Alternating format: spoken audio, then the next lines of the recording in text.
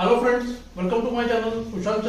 Today we are at the next topic, that is the Morra Gambit, and we are at the second lesson of our Morra Gambit. Today we are going to discuss the Scheveningen setups, means where black plays e6 and d6. This Scheveningen setup happens to be one of the main lines, and we are going to discuss some interesting ideas today. This lesson may be fully covered in 2 or 3 lessons, but I will try to cover some important lines today.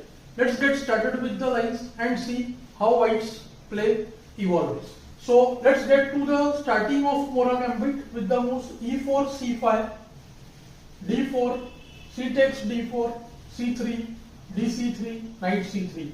For all the basic ideas, you can see my first lesson. Let's get started with the moves now. Black goes d6.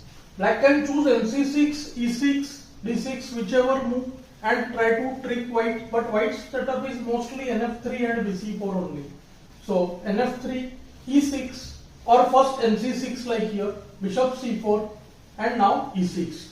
So we get the same setup.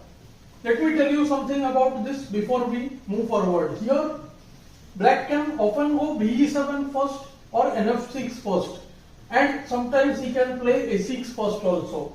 So all these 3 setups, they happen to look like same, but what happens is many players don't understand the difference.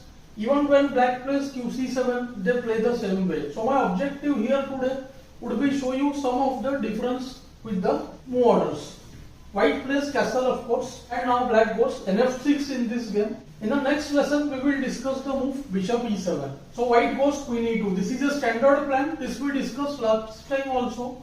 And now also we know white wants rook d1 and then e5. Whole plan evolves around this. So bishop e7, rook d1, and we have our standard position. See all the ideas here. Because rook is spinning the d6 pawn, white threatens e5. Bishop can go to e3, f4, g5, depending upon what black does. And e5 often happens to be the main idea in many cases. Here we are going to discuss 2 ideas for black. One is the move qc7, which was played in one of the games, and today's our main line would be the move e5, which is considered to be the old main line, and we need to know precisely against that. First let's see the move qc7. After qc7, many try to play normally with the moves like bishop f4 or bg5 and then bring rook a c1. But white should not waste time. He should try to immediately pressurize d6. So knight b5, good move. Queen b8 forced in order to protect d6. And now comes bishop f4. See now, there are various ideas. All these lines are based on some tactical idea and some positional points. See here there are 2 moves which we need to know. ne5, which was played in one of the game, and other is the move e5. Let's see e5 first. After e5, bishop goes to g5, and after a6, now bishop will take on f6, g takes f6, otherwise d6 is lost, and knight just comes back to c3. This line we will discuss in detail in our next lesson, but for the time being, let us understand what white got from this. See, white is a pawn down. Main threat is for black to go bg4 and play d4, but you can see that white knight is settling on d5. White can play h3 whenever he wants to unpin this knight on f3. So this position is already clearly better for white because nd5, rook c1, and you can see knight h4, knight f5, queen h5. These plans make the position really great. One should always be careful about the move knight d4. Let's go to the other move now, which was knight e5 by black. Black plays knight e5, and today we will discuss this one and the move e5. These 2 are our main topics of analysis today. So what would you play as white here? White has the same tactic here, deadly tactic.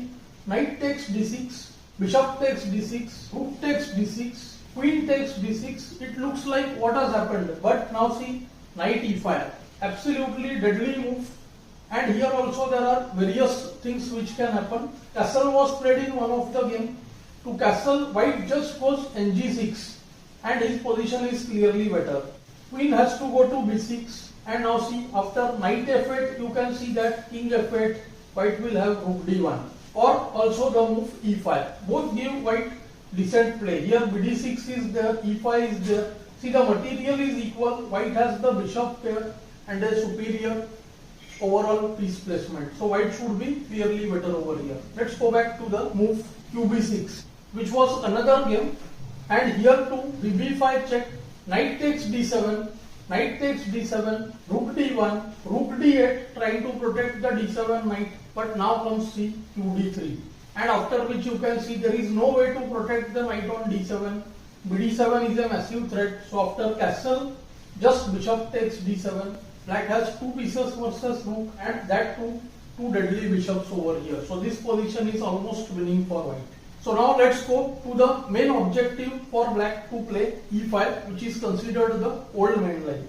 So in this position, black can play the move E5. This is our main point of discussion.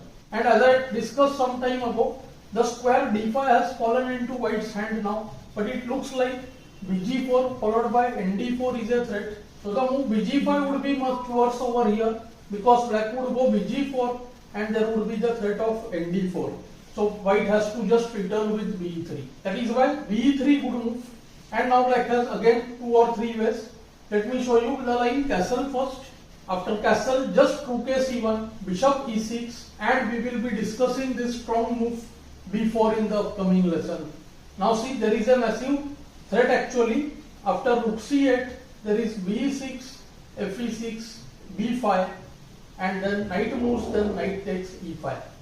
You can see that white position is way better.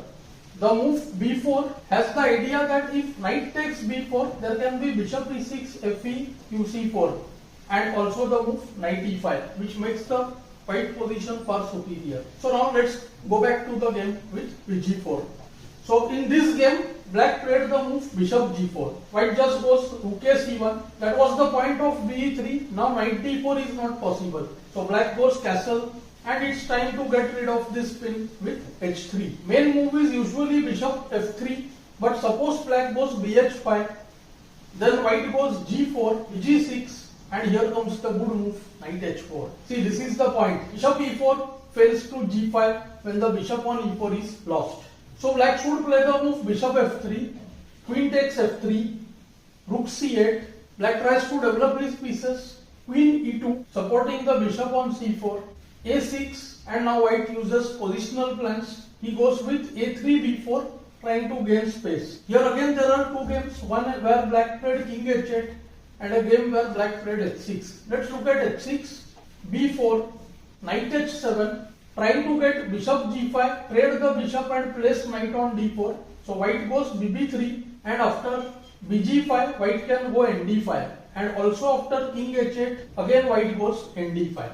And see, bb6 is in the air, so we can say that white's position is clearly better. Let's go back to the other game now, where black played direct king h8. Now white goes b4, knight e8, trying to go bishop g5, white still goes nd5, bishop g5, bishop b6. Good move, qd7, and now the attacked rook transfers to the king side from the third rank with rook c3. This is called the rook lift. g6, and now white uses the strong move h4, trying to get the good place for the rook on h3. Bishop takes h4, rook h3, bishop g5, and bishop e3. The important dark squares is what white wants to trade. Black took b3, which turns out to be a blunder. Queen takes e3, f5, trying to cover the 7th rank, but now comes nb6, qc7, and now knight c8, qc8, queen h6. Game over. The rook is attacked and there is mate on h7, so only move nf6 and rook takes d6. White's rooks have crashed through and it's game over. Knight h5, and now rook takes g6. There is no respite. Black tried knight e7, and after rook takes h5, black chooses to resign. Now there is threat of just qg7, and also materially we can see white is a whole rook up. Of course there are plenty of lines and the lines look somewhat complicated, but as we see in any gambit, the grasping of ideas is very important, and we are going to focus on various lines using the ideas, not just trying to memorize the lines. I hope you have liked this lesson. Do let me know in the comments below. Thanks for your time.